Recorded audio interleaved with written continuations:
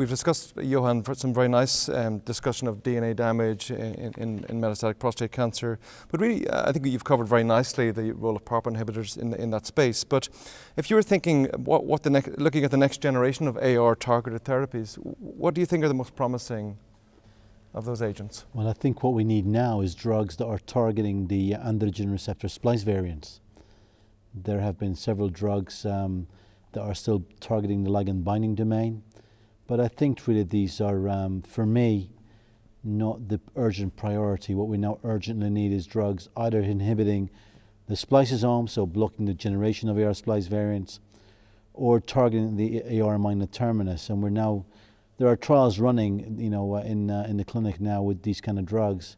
So for me, these are the priorities, and let's wait and see. What about the use of checkpoint blockade in prostate cancer? I mean, do you think?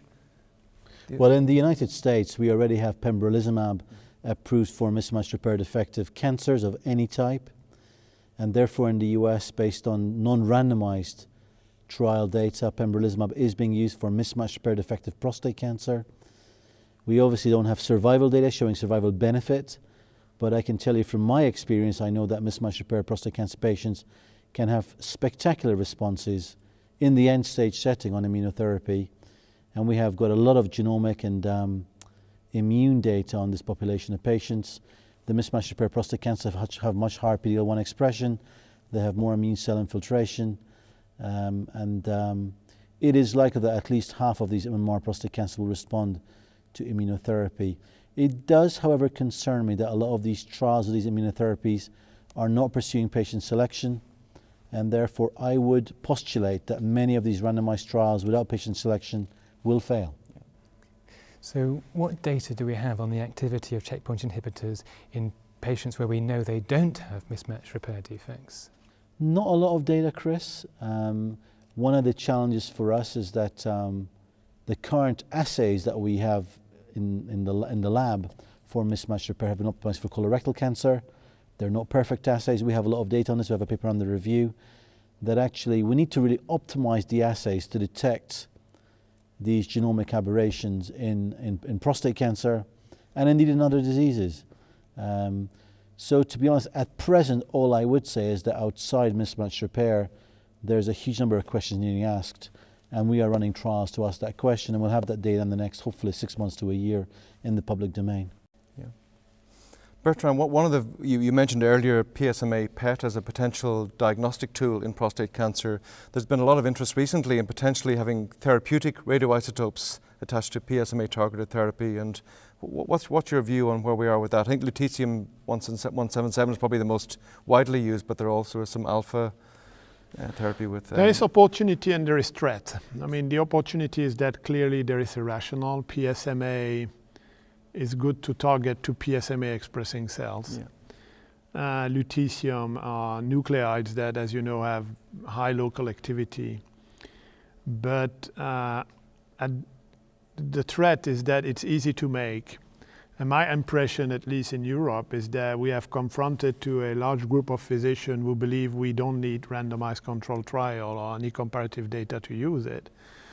And then when you look at the evidence, what you see is PSA decrease. What you see is you see change on PET PSMA, but you use the target and you show you hit the target, but it was nicely pointed out yesterday by Karim Fizazi.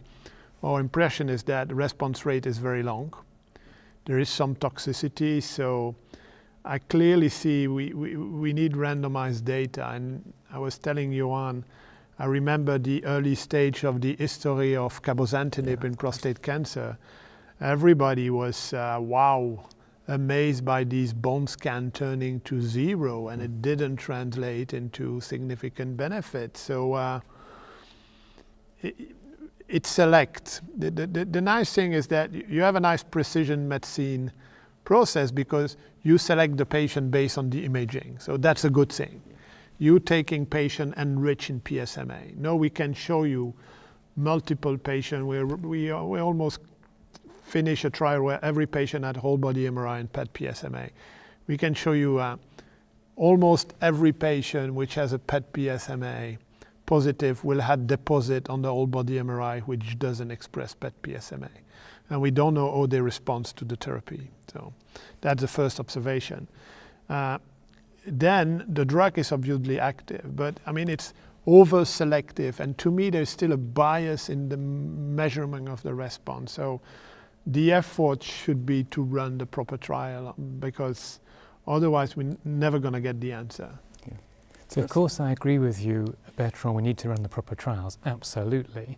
There are all sorts of unanswered questions. It's not just which isotope do we use, it's also which targeting vehicle do we use, what dose, what interval, and so on. So there's loads of unanswered questions. But I am much more optimistic than you sound with regards to the end game, because I'm quite sure it's not another cabozantinib, because the responses that we're seeing are not just imaging responses. You know, we're seeing patients who are sick becoming well. I mean, really dramatic.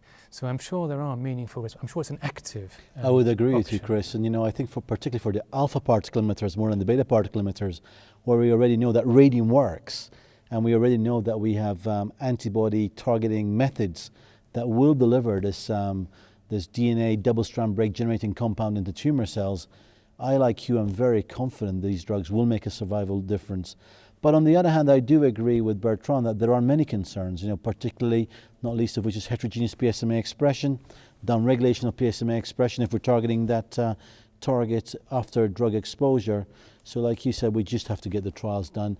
I think the concern I think we all have is the hype around this area needs to be consolidated by robust data with imaging that is not PSMA PET. And I think that is a major weakness of what we've seen to date.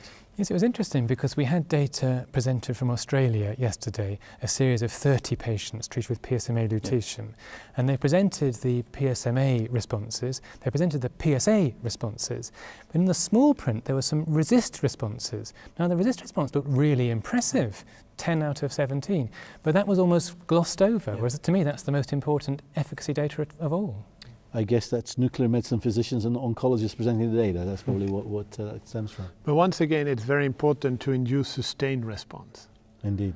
And that's one of the problems. It's that, oh, are we sure? Because if the response is not sustained, we're going to have to repeat and repeat and repeat and see toxicity. So once again, we fully agree there are individuals who obtain great benefit from that treatment. We all seen patients like this. But the question is, if you apply to a large number of patients, do you get enough benefit to justify that single benefit in the few individuals? But I would make very clear that actually a lot of the work that's been done and presented has actually involved, particularly from the Heidelberg group, this small molecule enzyme inhibitor bound to the alpha particle emitter actinium.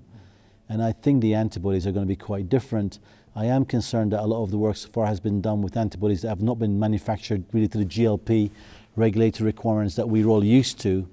And I think while these data are very interesting, as a drug developer, and as you've all echoed, we need a lot more really carefully designed trials to ask some really critical questions about these drugs. But that's why the success of a drug is not only the activity of the drug, but this is the development plan.